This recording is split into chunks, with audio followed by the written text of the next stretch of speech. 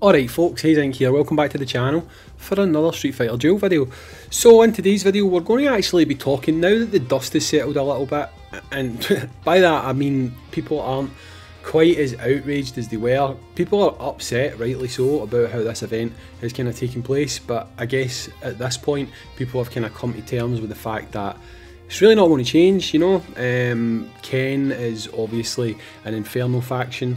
They never went with the Legendary faction like they did in the other version of the game. But we're going to talk about that, right? We're going to talk about the other versions, and we're going to talk about how this event is played out, and mainly we're going to talk about the summon, to be completely honest. So I'm pretty sure by now most of you guys are fully aware that there is two other versions of this game. There is the Chinese version and there's the TW version, which I'm assuming is Taiwan TW. Someone can correct me if I'm wrong there.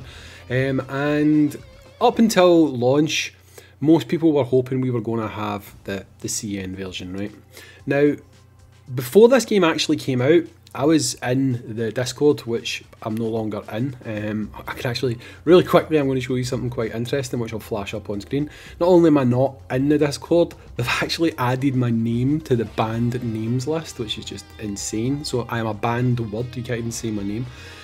But anyway, when I was part of that, when the game was shown off, people said straight away, oh crap, this isn't going to be like the Chinese version, this is going to be like the TW version, right? Which people said was the inferior version. Now I don't know if that's true because I've not played it. I've tried to get the TW version, but it's just locked out. It doesn't let you into it, which is pretty strange. Even with a VPN, you can't get into it.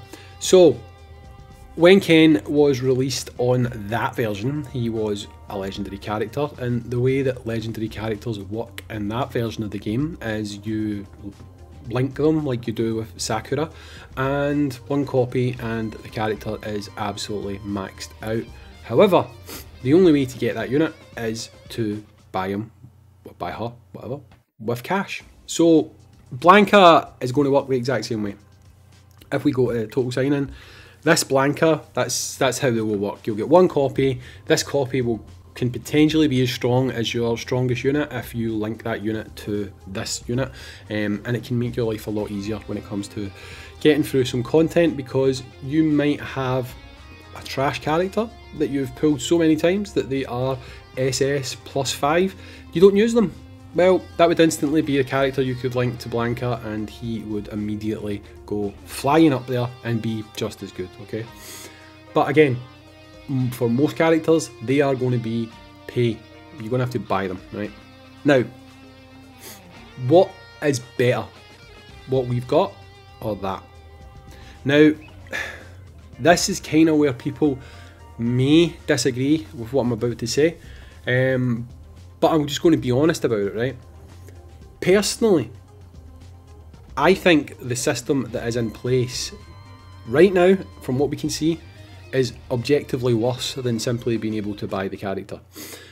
That is not a whale point of view or anything like that. That is just simply put, when you're summoning for a unit, so if we take Ken as an example, the actual cost that you will spend to get that character to a usable level will vastly exceed what it would cost to simply buy that character outright, okay?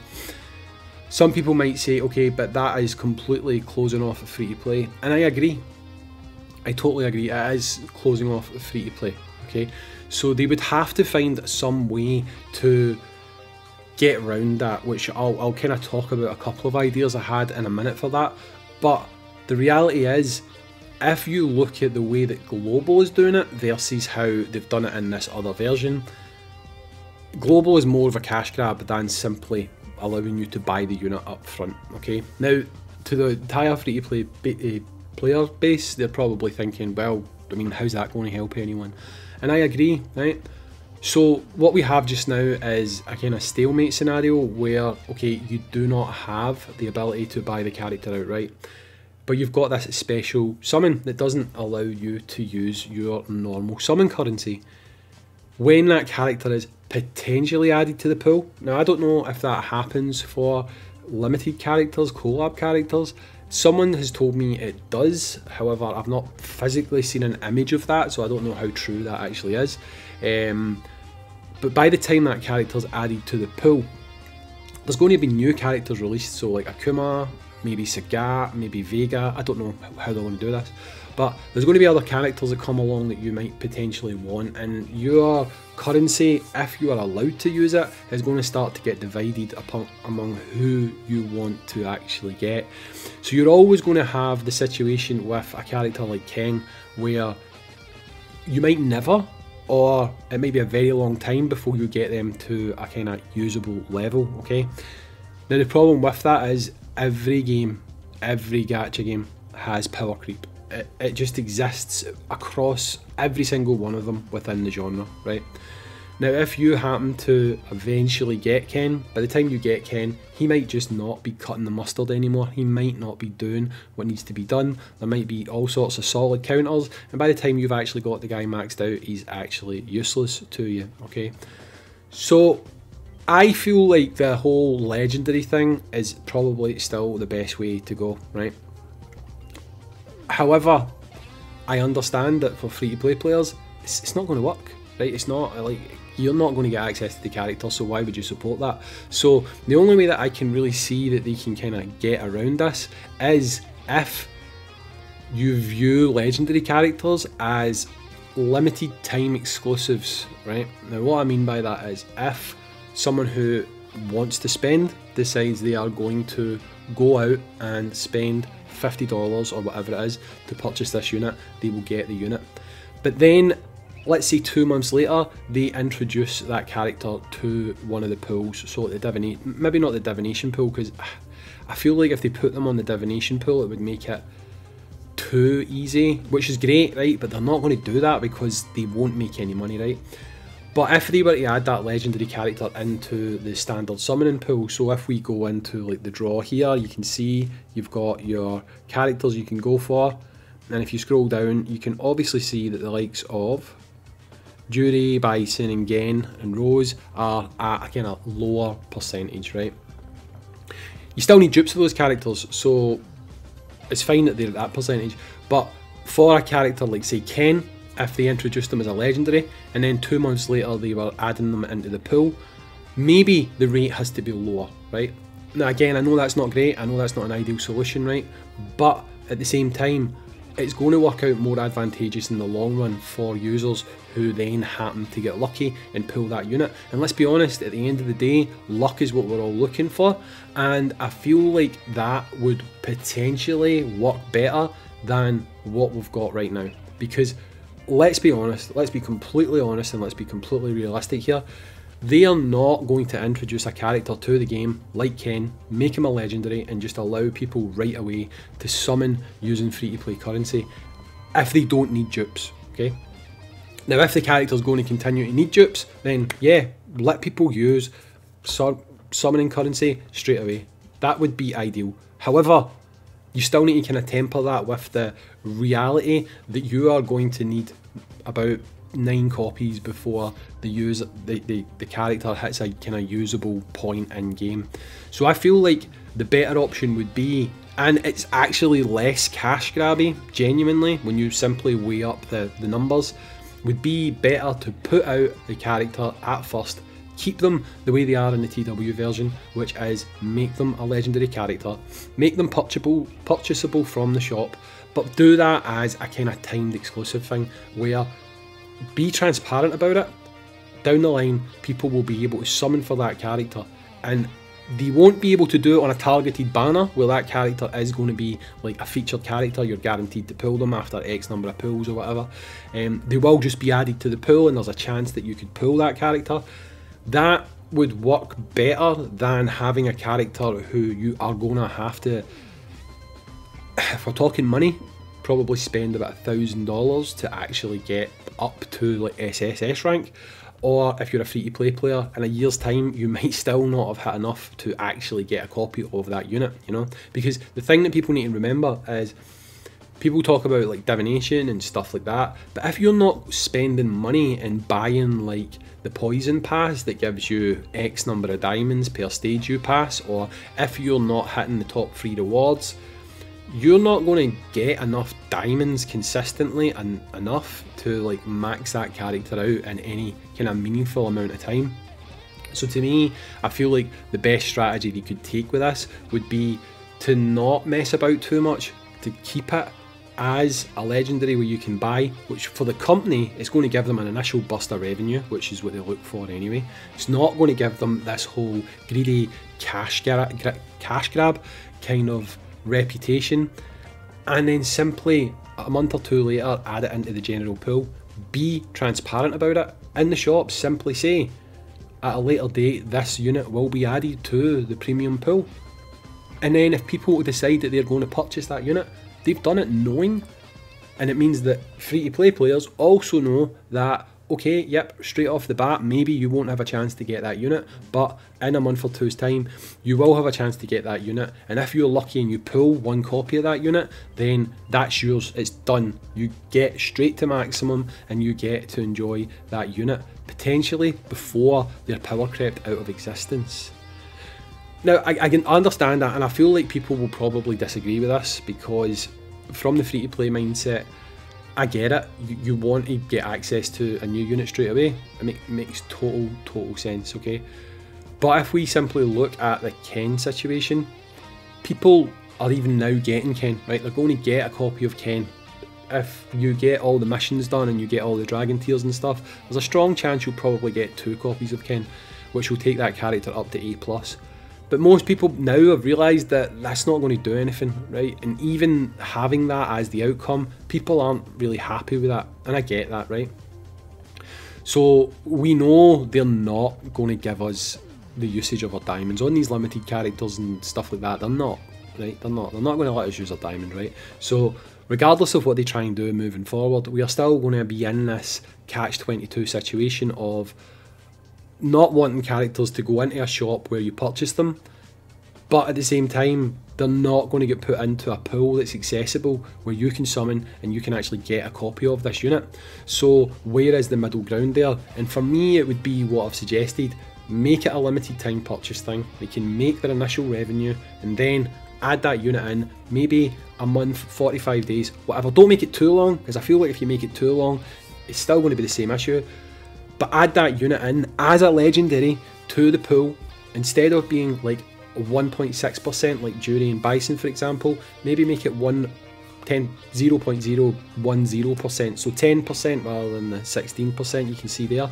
Now I know it's not full percents, right? It's points of a percent. You get what I'm saying? So while they would have a lower chance, don't make it like a ridiculously low chance where no one's ever going to pull this unit. You have to make it so that people can strike it lucky. I mean, that's the whole point behind these things. You want to have at least the illusion that you can compete, right?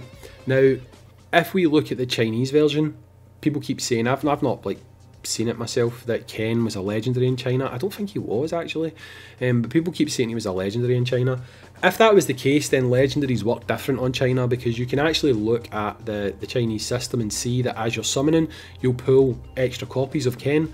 Why would you need extra copies if he worked the same as a legendary on the versions that we have currently? It wouldn't be one and done in their version, because you can actually see videos of like the pity system and hitting the counters, and you will get 1 copy, then 1 copy, then 2 copies. Why would you need those additional copies if legends work the same way as they do with us and with TW? So it would still be the same kind of thing. It would just be a different faction, but you would still have to get multiple copies of this unit. So what I'm suggesting and what I think would be good, not that they'll listen to me, like seriously, I can't imagine that anyone would watch my videos from Crunchyroll unless it's kind of to see if I've slandered someone, which I don't do. If they went along the lines of what I said, it would be less cash grabby. They would still make money, which is obviously important to Crunchyroll, and what they would also be able to do is keep the free-to-play player base happy. Again, sure, you're probably not going to be able to pull the new unit immediately. This is for limited units, by the way. You're probably not going to be able to pull them immediately, but just knowing that, okay, if I save my currency up, this unit will be added to the pool in 1 month's time. I'm going to go ham on that pool when this unit is added. At least it would give players the hope that they can get that unit the chance to use that unit at a level that's actually decent, because as they're doing it just now, even if you get 2 copies of Ken, you know you're not going to get anywhere with it. So essentially he's going to become a box warmer for you, and he'll stay a box warmer for you for however long it's going to take to actually be able to get a couple more copies of this unit. I feel like what I'm suggesting would be a kind of nice middle ground between the two. You may not agree, and that's fine. I encourage healthy debate. I would love to know what you think in the comments down below. To me, if you're someone who mildly supports the game, or like financially, the whole legendary character thing, it's not just for whales. I mean, people will say it is, right? It's obviously not for free to play, because if you're free to play, you're free to play, right? But having the character being a one-off purchase, it's going to be for dolphins, minnows, whales, everything, right? The only people it's not going to be for is free to play, which is pretty unfortunate. But that's why my suggestion about if they were to signpost it, say this unit will be added to the pool in 1 month, 1.5 months time, then at least free to play players know they're going to have a chance to get that unit. Because the alternative is what we have now, which is basically a case of how do you get the unit? Other than spending money, how do you get the unit? And how do you get the unit in the future? You've got absolutely no idea. And if the answer is eventually it's going to be added to divination pool, then how do you consistently get the currency to hit that divination pool and actually get a copy of that unit? Because I can tell you now that outside of the whole weird thing that they claim is not scripted, where you get 1 copy on your first pool, another copy 3 pools later, so around about 4 pools later you get another copy, and then I think it's 4 or 5 after that you get a double. That's a lot of crystals. That is a lot of diamonds. And as you're playing this game, you're not going to get as many diamonds because you're going to have cleared the stories. You're going to have slower progress. You're not going to be popping off 1, 2, 3,000 diamond rewards constantly. It's going to dry up, and very quickly you're going to realise that, you know what, I can't summon a lot in this game. I'm going to have to wait and build up my resources and save. So if you were able to do that, knowing that the unit that you really want is going to be added as a one-off pull, then it's going to be better for you as a user. Now again, I realise that's probably not the idea that people would be best pleased with, but considering I do not see them changing these things moving forward, it seems like the best option I can come up with. If you can come up with a better option, let me hear it, right? Tell me in the comments down below. I'd be interested to know. But anyway guys, that's about it. I've been Hayzink. When it comes down to these comparing versions type thing, as much as I feel like we should be able to do it, because hey, it's the same game, really, they've done this in such a way now that I really don't think that comparing versions is going to do much for us anymore, because they can just change it, and ultimately we will get the answer. You shouldn't be looking at other versions of the game. This is a different version. You shouldn't be looking. So as long as they're going to roll out that whole excuse scenario, whatever, then comparing the versions moving forward is probably not going to do much for us. That being said, I do have another video where we're going to talk about something in relation to that, but we'll get to that at a later date. Anyway guys, I've been Hayzink. Again, I'd love to know your feelings about this in the comments down below. If you think you have a better suggestion, then please share it. I'd love to hear it. And who knows, I mean, maybe potentially if people talk about ideas, maybe they'll listen, who knows. But anyway guys, I've been Hayzink. Thanks for watching, and I'll catch you all on the next Street Fighter Duel video. Peace.